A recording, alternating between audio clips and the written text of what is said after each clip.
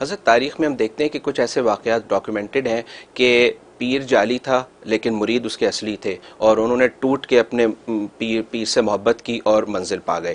تو حضرت حالانکہ وہ جعل سازی کا شکار تھے وہ مرید، لیکن وہ اپنی منزل پا گئے، تو حضرت یہ کیسے ہوا پھر؟ بقیہ ویڈیو دیکھنے سے پہلے ویڈیو کو لائک کریں، رحم ٹی وی چینل کو سبسکرائب کریں اور بیل آئیکن پر کلک کریں. شکریہ. یہ ہوتا یہ ایسے ہی ہے، یہ تو اللہ تبارک و تعالی کی مشیت ہے.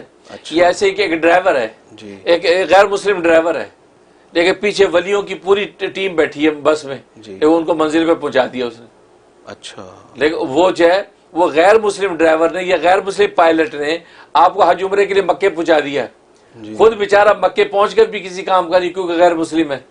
تو گویا کہ وہ اس وقت ایک قائد کی حیثیت رکھتا ہے کہ راستہ دکھا رہا ہے، وہ اس وقت ایک شمع کی حیثیت رکھتا ہے کہ خود تو پگھل رہا ہے لیکن روشنی میں دوسروں کو راستہ دے رہا ہے. اس وقت ایک بد پرہیز طبیب کی حیثیت رکھتا ہے کہ بد پرہیز طبیب جو ہے وہ خود تو بد پرہیزی کر کے نقصان اپنے آپ کو پہنچاتا ہے لیکن دوسروں کو صحیح دوائی دے کے منزل پہ پہنچا رہا ہے، ان کو صحت ہو رہی ہے.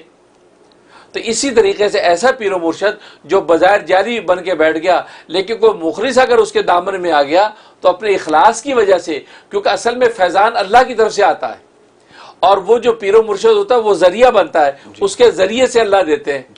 تو لہٰذا فیضان اللہ کی طرف سے آتا ہے. اب ان کے اخلاص اور خلوص کی وجہ سے، طلب کی وجہ سے اللہ تبارک و تعالی ان کے قلوب کو چن لیتے ہیں، نگاہ محبت ڈال دیتے ہیں اور اس پیر و مرشد کے واسطے سے ان کو فیضان مل جاتا ہے. سبحان اللہ. لیکن چونکہ وہ جعل سازی کی وجہ سے محروم رہتا ہے تو ایسا پاسبل ہے، یہ ہوا، ایسا ہو جاتا ہے. وہ الگ بات ہے کہ اللہ تبارک و تعالیٰ ان مریدوں کی اخلاص کی وجہ سے پیر و مرشد کو بھی قبول کر لے. جی ماشاءاللہ ماشاءاللہ.